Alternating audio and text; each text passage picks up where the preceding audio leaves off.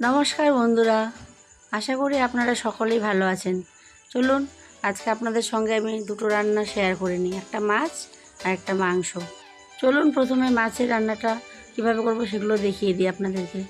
এই যে আপনার বন্ধুরা এর মাছটা দেখতে পাচ্ছেন, বলেন তো এটা কি মাছ?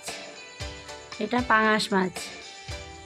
এই মাছটাতে দেখুন কত চর্বি, এই কালো অংশটা ধোয়ার সময় কিন্তু ফেলে দিতে হবে। আমার দেওর আজকে নিয়ে এসছে, বলছে বৌদি আজকে এই মাছটা রান্না করো, রাত্রে খাবো। আর এদিকে আমার বর বলছে মাংস খাবো, আবার মাংসও নিয়ে চলে এসছে। দেখুন আমার দেওর মাছগুলো ছাড়িয়ে দিচ্ছে। চর্বি একদম বড় একটা পাঙাশ মাছ। দেখুন আস্তে আস্তে এই রান্নাটা আপনাদের সঙ্গে শেয়ার করে নিই, তারপরে মাংস রান্নাটাও দেখাবো। মাছগুলো আমি এখন ধুয়ে নিয়ে আসবো। এই মাছগুলো আমি ধুয়ে নিয়ে আসলাম। দেখুন এখন আমি এর মধ্যে নুন হলুদ মাখিয়ে নেব। সামান্য একটু নুন দিয়ে দিলাম, বেশি নুন দিলে নোনতা হয়ে যাবে মাছগুলো। তোমার মতো হলুদ দিয়ে এখন আমি মাছগুলো মেখে দেবো। আর একটুখানি হলুদ দেবো, তোর মতো মাছের গায়ে এখন হলুদটা লেগে ওঠে না। আর মাখিয়ে নিই, তারপর একটুখানি হলুদ দিয়ে দেবো। আর হলুদ দিয়ে দিলাম। এই মাছ আর খাসির মাংস প্রায় একই। এদিকে আমি তেলটা গরম করতে বসিয়ে দিয়েছিলাম। কড়াই থেকে একটু গরম তেল নিয়ে মাছের গায়ে দিয়ে মাছটা ভালো করে মাখিয়ে নেবো, কারণ গরম তেল দিলে মাছটা আর ফুটে উঠবে না। কারণ এই মাছটা কড়াইয়ের মধ্যে দিলে প্রচণ্ড পরিমাণে ফোটে, তেল ছিটে ছিটে গায়ে পড়ে যাওয়ার ভয় থাকে। ওই জন্য আমি গরম তেলটা কড়াই থেকে তুলে নিয়ে মাছের গায়ে একটু মাখিয়ে নিলাম প্রথমে। এবার দেখুন এক এক করে মাছগুলো আমি কড়াইয়ের মধ্যে দিয়ে দিচ্ছি। দেখছেন কড়াইয়ের মধ্যে কত অল্প একটু তেল আছে, দেখবেন ওই তেলটা বেড়ে কতখানি তেল হয়ে যাবে। এই তেলেই আমার রান্নাও হয়ে যাবে। এটা কিন্তু সামুদ্রিক মাছ, এই মাছটা খাওয়া ভালো, কোনো ক্ষতি নেই। প্রথমে লেজগুলোই দিয়ে দিলাম। আমাদের বাড়ির ছেলেরা অন্য মাছের লেজ কেউ খাবে না, কিন্তু এই মাছটা আনলে ওরা লেজ খাবে। মাছটা আমি আস্তে আস্তে ভেজে তুলে নেবো। উল্টে দেবো এখন লেজটা। এক পিঠটা প্রায় ভাজা হয়ে এসছে, এখন হালকা লাল লাল হয়ে গেছে। এভাবে করে আমি আমার মাছগুলো ভেজে তুলে নেব খুব সাবধানে, কারণ এই মাছটা প্রচণ্ড পরিমাণে ফোটে, গায়ে চোখে মুখে পড়ে যাওয়ার ভয় থাকে। এই তেলটা মাখিয়ে নিলে একটু ফোটে কম। মাছটা ভাজা হচ্ছে, এটা তুলে নিয়ে আবার দেখুন বাটিতে যে একটু আর কয়েকটা মাছ ছিল ওগুলো আমি ভেজে তুলে নিচ্ছি।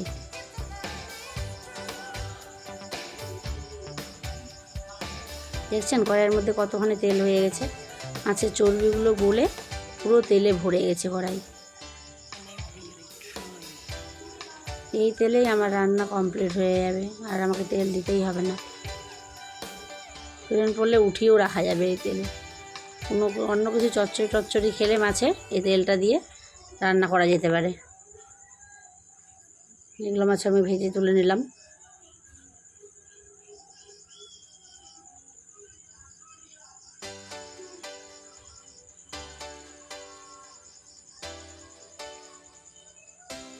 একদম বড় মাছ, 7-8 কেজি ওজন তো হবেই, ওরও বেশি হবে। ওই তেলে আমি আস্তে আস্তে আলুগুলো ভেজে নেব। এদিকে দেখুন মাছের জন্য আমি কী মশলা করেছি। জিরে বাটা, আদা বাটা, রসুন বাটা, শুকনো লঙ্কা বাটা আর পেঁয়াজ কুচি। আলুটা আমি লম্বা লম্বা করে কেটে নিয়েছি তাড়াতাড়ি সেদ্ধ হওয়ার জন্য। আমি ওই তেলের মধ্যেই আলুটা আস্তে আস্তে দিয়ে ভেজে তুলে নেব।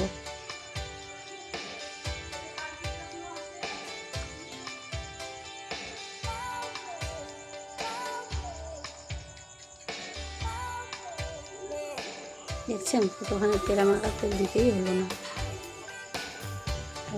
তেল আমার বেড়ে গেল কড়াইয়ের মধ্যে।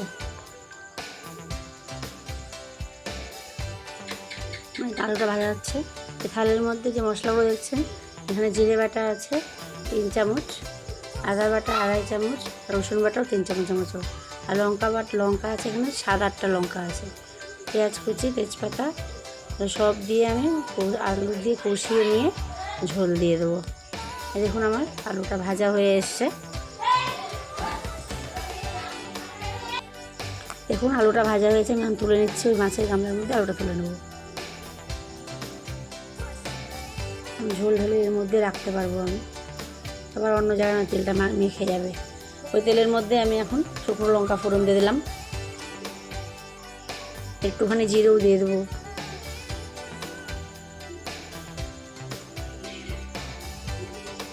জিরেটা পোড়া পোড়া অবধি অপেক্ষা করব। জিরে আর শুকনো লঙ্কাটা একটু হালকা পুড়ে যাবে।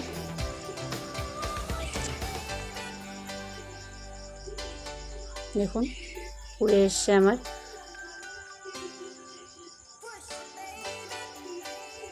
এখন ওর মধ্যে একটা দুটো তেজপাতা দিয়ে দেবো।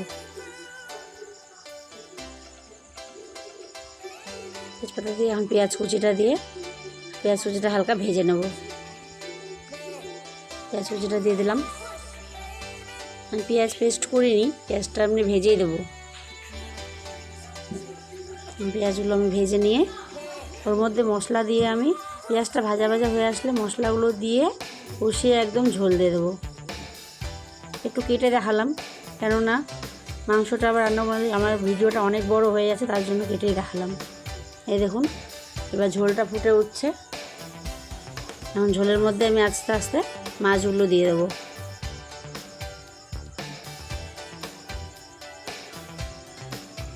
দেখুন মাছগুলো দিয়ে দিলাম আমি আস্তে আস্তে। এই সেই পাঙাশ মাছ, লেজগুলো দেখছেন কত বড় বড়।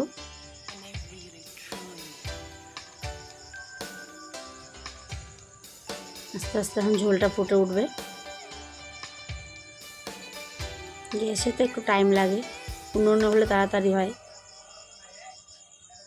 একটু সময়ের জন্য আমি ঢাকনা দিয়ে ঢেকে দেবো, কারণ আলু আছে, আলুটা নাহলে সেদ্ধ হবে না। একটু সময়ের জন্য ঢাকনা দিয়ে ঢেকে রেখে দিলাম। দেখুন ঢাকনা খুলে এবার দেখাচ্ছি আপনাদেরকে। কি সুন্দর একটা কালার এসছে। তেল দেখছেন, ওটুকু তেলে তাতে তেল চারদিকে মধ্যে তেল ছড়িয়ে আছে।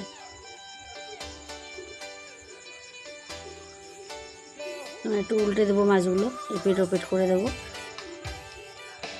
এই সাইডটা একটু সেদ্ধ ভালো করে, ঝোল টোল ঢুকে যাবে মাছের। আর একটু সময় আমি এই ঝোলটা ফুটিয়ে নেব, আর অল্প ঢেকে দিই। মাছটা উল্টে দেওয়া হলো তো, একটু ঢেকে দিচ্ছি। ঢাকনা খুলে দেখুন আমার ঝোলটা হয়ে এসছে। কি সুন্দর ঝোলটা একটা কালার হয়ে এসছে। ঝোলটা মাছের সাথে একদম মেখে গেছে, সমান সমান হয়ে গেছে মাছ ঝোল। ঝোলটা আমি আর একটু ফুটার জন্য ছেড়ে দেবো, একটু ফুটুক। মাছের ঝোল বেশি পাতলা ভালো লাগে না, মশলা দেওয়া। এমনি কালো জিরে দিয়ে পাতলা মাছের ঝোল ওটা স্বাদ আলাদা, কিন্তু এই সব মাছের ঝোল একটু মাখা মাখাটাই ভালো লাগে, মশলা দিয়ে মাখা। এবার আমি এর মধ্যে একটু গরম মশলা দিয়ে দিলাম। আমি গরম মশলাটা গুঁড়ো করে রেখেছিলাম। তাড়াহুড়ো করতে হলে তো বাচ্চারা স্কুলে যায়, সব কিছু বেটে আমার কড়াকড়ি হয় না, ওই জন্য আমি গরম মশলাটা গুঁড়ো করেই রেখে দিই। এগুলো সব বাটি, কিন্তু গরম মশলাটা গুঁড়ো ইউজ করি। এবার আমি গ্যাসটা বন্ধ করে দিলাম। দেখুন গামলার মধ্যে ঢেলে নিলাম আমি ঝোলটা। কি সুন্দর একটা সুন্দর কালার এসছে। তাহলে বন্ধুরা আপনাদের আমার এই রান্নাটা কেমন লাগলো জানাবেন। দেখুন চর্বিটা একদম মাংসের মতো একটা চর্বি। তাহলে একটি রান্না আমার হয়ে গেল মাছটা। এবার চলুন আপনাদেরকে আমি এই পরের রান্নাটাও দেখিয়ে দিই। চলুন এবার মাংস রান্নাটা করার জন্য কী কী লাগবে ওটাও আপনাদেরকে দেখিয়ে দিই। এই মাংসের জন্য আমি আলু ডুমডুম করে, পেঁয়াজ, আদা, রসুন আর গোটা রসুন কেটে নিয়েছি। এই জিরে, এখন আমি আদা রসুন জিরে এগুলো সব বেটে নেবো। এবার মাংসটা ঢেলে দেখাই আপনাদেরকে। এই যে দেখুন কেটে ব্যাগের মধ্যে কী আছে, বুঝতেই পারছেন, খাসির মাংস। এই মাংসটা আমি এখন ঢেলে নেব।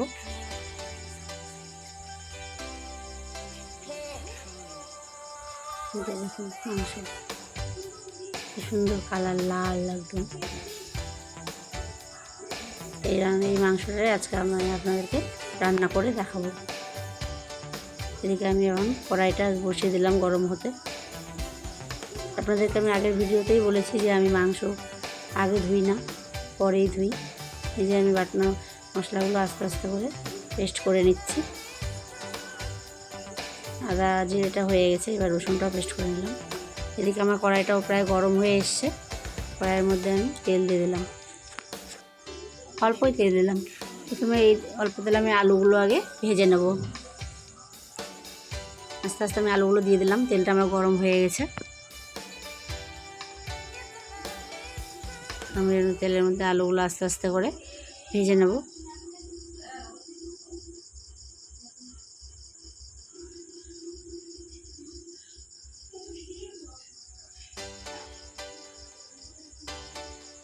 আঁচটা আমি হালকা কমিয়ে দিয়েছি, বেশি আঁচ দিলে আলুটা পুড়ে যাবে। আস্তে আস্তে করে আমি আলুটা ভেজে উঠিয়ে নেব। দেখুন আস্তে আস্তে আমার আলুটা প্রায় ভাজা হয়ে এসছে।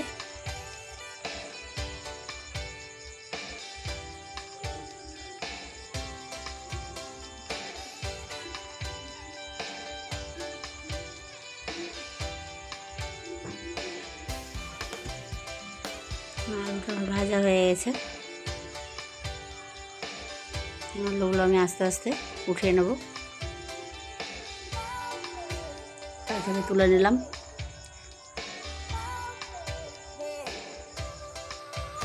আমি আলুগুলো উঠিয়ে নিলাম। আপনাদেরকে আরেকবার মশলাগুলো দেখিয়ে দিই। এবার আমি ওই তেলে আরেকটু তেল দিয়ে দেবো, কারণ এখানে অল্প একটু তেল আছে। খানিকটা আমি তেল দিয়ে দিলাম।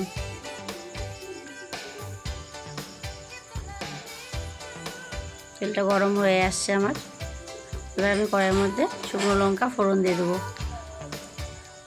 ফোড়নে 2টো শুকনো লঙ্কা দিয়ে দিলাম। লঙ্কাটা একদম এখন হালকা পুড়ে যাবে। পুড়ে আসলে ওর মধ্যে আমি পেঁয়াজগুলোও দিয়ে দেবো। পুড়ে এসছে দেখুন। আস্তে আস্তে পেঁয়াজগুলো দিয়ে দিচ্ছি।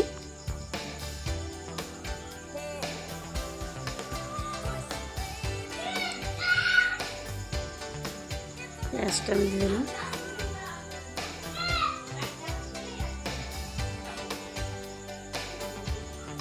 আমি এখন এগুলো আস্তে আস্তে ভেজে নেব।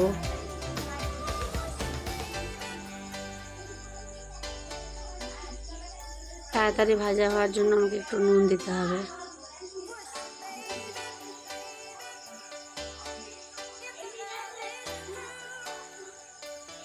একটুখানি নুন দিয়ে দিলাম। এখন ভাজা হয়ে এসছে। 2টা তেজপাতা ছিঁড়ে এর মধ্যে আমি দিয়ে দিলাম। আগে তেজপাতা দিলে না পুড়ে যায়, তারপরে ভেঙে যেতে চায় কষানোর সময়, ওই জন্য একটু আমি পরে দিলাম। আর গোটা রসুনগুলো দিয়ে দিলাম। এখন আমি মাংসটা ধুয়ে নেব। এদিকে পেঁয়াজটা আস্তে আস্তে আঁচটা কমিয়ে দিয়েছি, আস্তে আস্তে ভাজা হোক। লবণ দিলে কি পেঁয়াজটা গলে যায়। মাংসটা আমি ধুয়ে নিলাম। আস্তে আস্তে এর মধ্যে জিরা বাটা, পরিমাণ মতো জিরা বাটা দিয়ে দিলাম। আপনাদেরকে জিরার তো পরিমাণটা দেখিয়ে দিয়েছিলাম। আদা বাটা, রসুন বাটা দিয়ে দিলাম। লঙ্কা বাটা দিয়ে দিয়েছি। আজকে ওরা বলে সবাই গোটা লঙ্কা বেটে খাবে, তার জন্য গোটা লঙ্কাই বেটে নিয়েছিলাম। হলুদ দিয়ে দিলাম পরিমাণ মতো। দিয়ে আমি এখন এটা নেড়ে নেব। একটুখানি জল দিয়ে দিলাম, মশলাটা তলায় লেগে যাবে। এখন ওর মধ্যে আমি আস্তে আস্তে মাংসগুলো দিয়ে দিচ্ছি। মাংসগুলো দিয়ে দিলাম।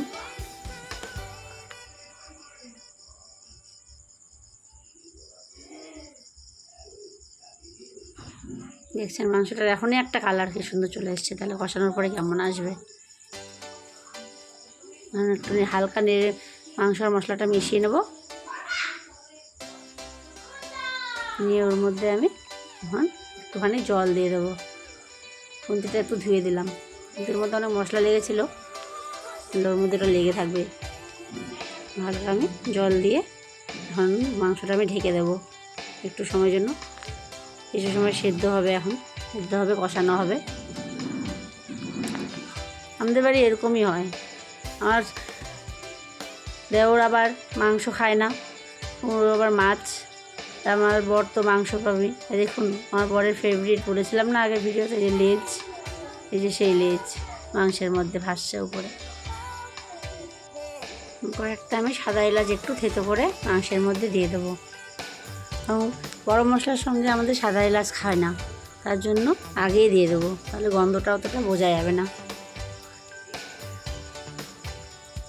তারপর থেতো করে নিলাম, এটা আমি এখন মাংসের মধ্যে দিয়ে দেবো।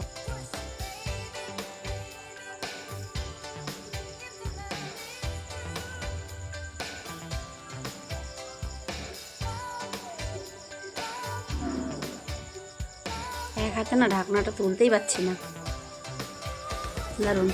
আপনারা খুব তাড়াতাড়ি আমি একটা ক্যামেরা স্ট্যান্ড নিজের ব্যবস্থা করব।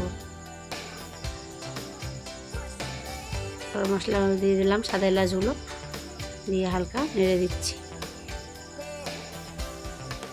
নেড়ে আমি ঢেকে দেবো, কিছু সময় ঢেকে রাখলাম। কিছু সময় ঢাকনা খুলে দেখুন, আপনাদেরকে দেখাচ্ছি। অনেকটা জলটা শুকিয়ে এসছে, মাংসগুলো প্রায় সেদ্ধ হয়ে এসছে। এভাবে করে আমি আস্তে আস্তে মাংসটা কষিয়ে নেব। আমাদের বাড়িতে নিরামিষ রান্না কমই হয়, সব সময় শুধু মাছ, মাংস, ডিম ওদের হলে খুব ভালো। আমার বাচ্চারাও হয়েছেও তেমন, ওদেরও মাছ মাংস হলে আর কিছু লাগবে না। আবার আমি থাল দিয়ে কিছু সময়ের জন্য ঢাকনা দিয়ে রেখে দেবো। ঢাকনা খুলে আপনাদেরকে দেখাচ্ছি, মাংসটা আমার সেদ্ধ হচ্ছে, কি সুন্দর ফুটতেছে, জলটা প্রায় শুকিয়ে এসছে আর একটুখানি। এভাবে করে আমি নেড়ে চেড়ে মাংসটা ভালো করে সেদ্ধ করে নেবো, কারণ খাসির মাংস একটু সময় নিয়ে করতে হয়, তাড়াহুড়ো করতে গেলে মাংসগুলো সেদ্ধ হবে না, একটু সময় লাগে খাসির মাংসটার জন্য। ঢাকনা দিয়ে দিলাম, আমি ঢাকনা দিয়ে কিন্তু আস্তে আস্তে কষাচ্ছি। এই যে সেই লেজ, ওটা ওর জন্য বড় রাখতেই হবে। আবার একটু ঢাকনা দিয়ে আমি রেখে দেবো।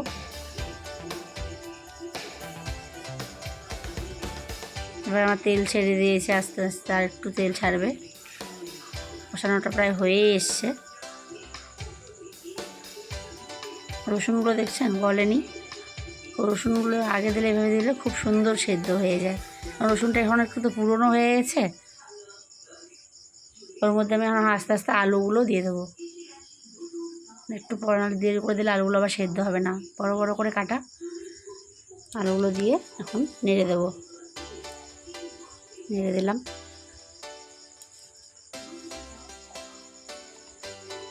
যতটুকু জল আছে এই জলটাতে আলুটা আমার সেদ্ধ হয়ে যাবে। একটু ঢেকে দিই, তাহলে আলুটা সেদ্ধ হয়ে আসবে তাড়াতাড়ি। এই দেখুন, ঢাকনা খুলে আপনাদেরকে দেখাচ্ছি, তেলটা কি সুন্দর ছেড়ে দিয়েছে। তেল একদম উপরে, কড়াইয়ের উপরে ভেসে উঠেছে, মাংসের উপরে। এটা বলে আজকে আমার বড় মশাই কষানো খাবে, বলছে আমার জন্য কষানো দিও, ওটা আমি কষানোই খাবো। ঠিক আছে, খাও, যে একটু গ্রেভিও দিও, কিন্তু শুধু লেজটাই দিও না।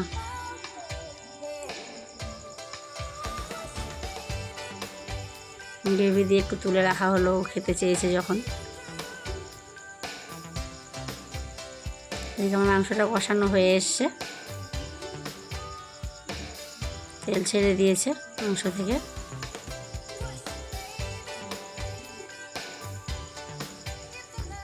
দেখুন, খুন্তিটাতে আমি এখন একটু মশলা উঠিয়ে দেখাবো, আপনারা কীভাবে বুঝবেন যে কষানো হয়ে গেছে।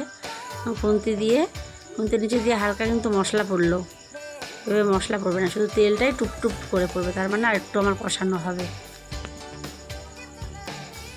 এবং খুন্তির মাথা দিয়ে যখন তেল বাইরে পড়বে দেখবেন টুকটুক, তাহলে বুঝে যাবেন যে আমার কষানোটা কমপ্লিট হয়ে গেছে। মশলাটা একটু উঁচু করবেন খুন্তিতে নিয়ে, দেখবেন শুধু তেলটাই পড়বে, মশলা পড়বে না। তখনই আপনি বুঝবেন যে আপনার মাংস রান্নাটা কষানোটা কমপ্লিট হয়ে গেছে।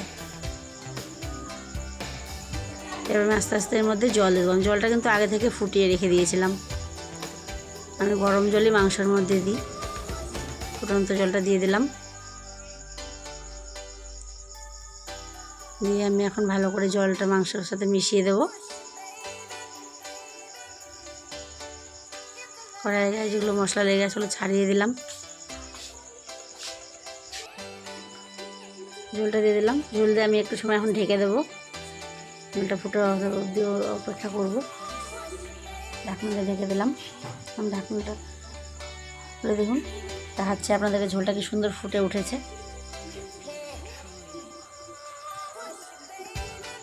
একটু নেড়ে দিলাম,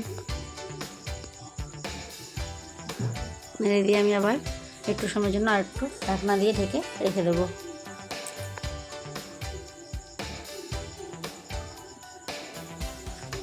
দেখুন ঝোলটা আমার আস্তে আস্তে কমে আসতেছে। সাইডে যেগুলো কড়াইয়ের গায়ে মশলা লেগেছিলো ওগুলো আমি আস্তে আস্তে খুন্তি দিয়ে ছাড়িয়ে দিচ্ছি। ঝোলটা আমার প্রায় হয়ে এসছে, আর একটু হলেই হয়ে যাবে। ঝোলটা এখন ঢাকনা ছাড়া একটু সময় আমি ফোটাবো। আলুগুলো তাহলে এপিট ওপিট হলে আলুটা ভালো করে সেদ্ধ হয়ে আসবে। আর একটু ঢেকে দিই, কারণ আলুটা একটু গললে ভালো হবে, না হলে আলুর ভিতরটা আবার শক্ত শক্ত হয়ে থাকবে। ঢাকনা হলে সাইডে তেল ভেসে উঠেছে, আমার ঝোলটা আমার কমপ্লিট। এখন আমি এর উপরে আস্তে আস্তে একটু গরম মশলা গুঁড়ো ছড়িয়ে দেবো।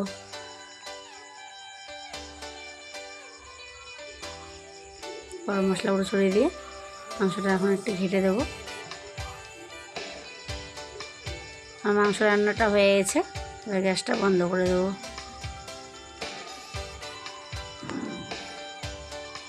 ঢেলে নেব। তাহলে বন্ধুরা দেখুন মাংসের কি সুন্দর একটা কালার চলে এসছে।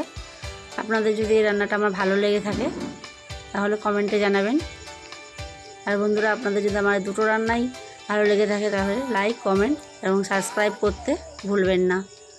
আপনাদের এই লাইক, কমেন্ট, সাবস্ক্রাইবের জন্যই আমি আরও নতুন নতুন আপনাদেরকে রান্না দেখাতে পারবো। তাহলে চলুন আজকে নমস্কার, আবার অন্য ভিডিওতে আপনার সাথে দেখা হবে।